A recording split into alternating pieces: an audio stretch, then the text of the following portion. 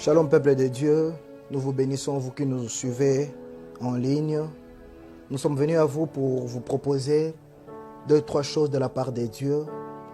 Pendant ces moments de crise, pendant ces moments de beaucoup de difficultés que le monde traverse, les enfants de Dieu, l'humanité en général. Nous sommes dans le livre de Jean, chapitre 11, le verset 39, où la Bible dit, Jésus est en train de parler à Marthe. Il pose la question à Marthe, où l'avez-vous enterré? Ôtez la pierre. Et Marthe lui répondit, il sent déjà. J'aime la réponse de Jésus. Jésus lui dit, ne t'ai-je pas dit que si tu crois, tu verras la gloire de Dieu?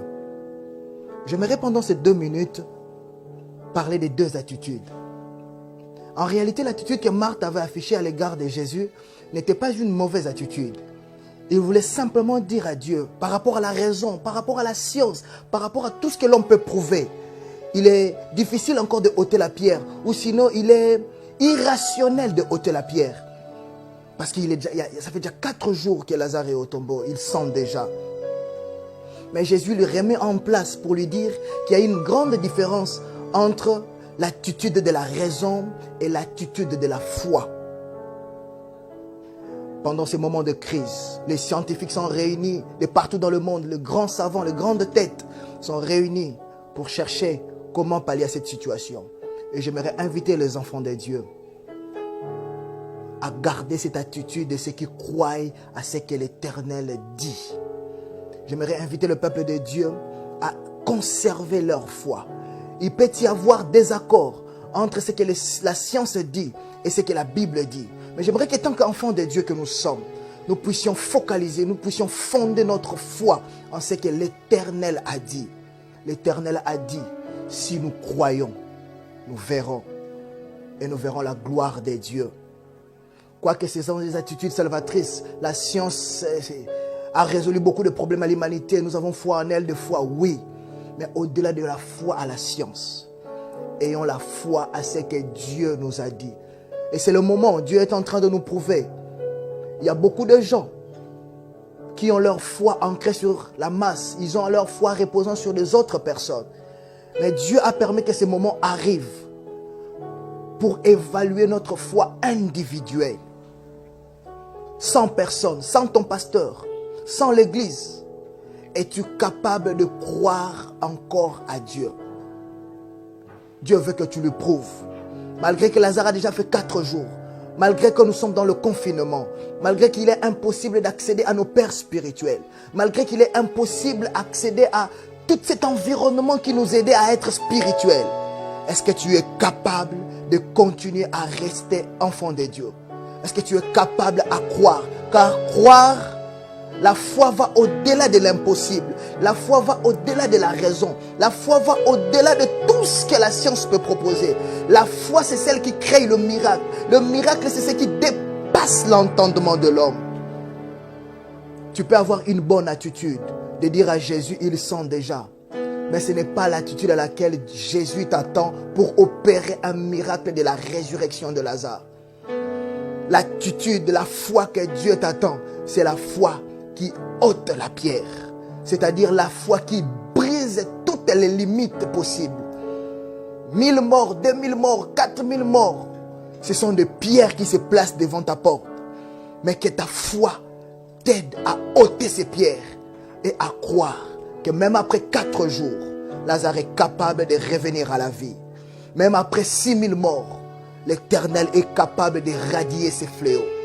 Même après 80, beaucoup de millions de contaminés, Dieu est capable de ramener l'humanité à son calme. Je te propose cette vidéo afin que, même si tu n'as pas ton plus proche parent à tes côtés, même si ton père spirituel est très loin de toi, mais avec la foi seule, Dieu est capable d'opérer des miracles et des miracles. Tu seras parmi les réserves de l'Éternel. Tu seras cette race élue. Tu seras le sacerdoce royal. Tu seras la race qui sauvegardera la race de Jésus après ces grands fléaux. Ne perds jamais ta foi. Ne cède pas à ce que le monde est en train de nous proposer. Ne cède pas à l'occultisme. Ne cède pas à tout vents et marées. Mais reste à ce que l'Éternel t'a dit. Car si tu crois, tu verras la gloire de Dieu.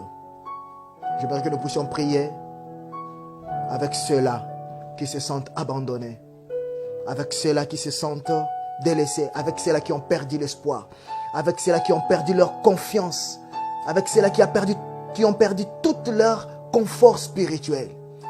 J'aimerais prier avec vous en vous disant que si vous croyez, Dieu est capable de ressusciter les morts.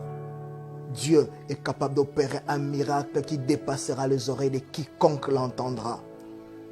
Conserve ton attitude, ne baisse pas le bras, ne cède pas, ne laisse pas les barrières qui se sont placées, qui mettent le doute en toi, de persévérer. Mais brise ces barrières, ôte ces pierres, en croyant fermement que cette situation s'arrêtera au nom de Jésus.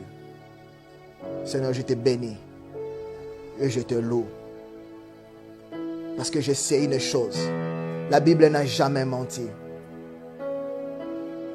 Je sais que nous allons garder notre foi, peu importe les situations qui vont arriver. Je sais que nous allons conserver notre foi, peu importe les tragédies à venir. Je sais que nous resterons des chrétiens, même s'il n'y a plus d'autres options. Je sais qu'après ces temps, nous allons encore sourire. Car la Bible déclare dans Psaume 91 que 10 000 tombent à nos côtés et que 1000 à notre droite. Nous ne serons jamais atteints. Fortifie la foi de quiconque m'entend maintenant. Et opère un miracle de la foi à celui qui s'accroche à ces messages, à celui qui fait foi à ces paroles. Et qu'après ces événements, qu'il témoigne qu'il y a un Dieu qui l'a arraché du filet de l'oiseleur et de la peste et tous ses ravages. Au nom de Jésus. Amen. Je suis le pasteur Dielevé Bendo. Je vous invite nombreux à vous abonner massivement à notre chaîne. La Bible dit, en Égypte, pendant que tout le monde était en train de pleurer, à Goshen, il y avait paix. Et c'est sur cette base que nous, à Goshen, on aura paix pendant que toute l'humanité sera en train de pleurer. Je vous invite à vous abonner massivement. Parce qu'il y aura des vidéos pour fortifier la foi, pour motiver quelqu'un à ne jamais céder, à rester un enfant de Dieu jusqu'à la fin. Abonnez-vous massivement et que Dieu vous bénisse.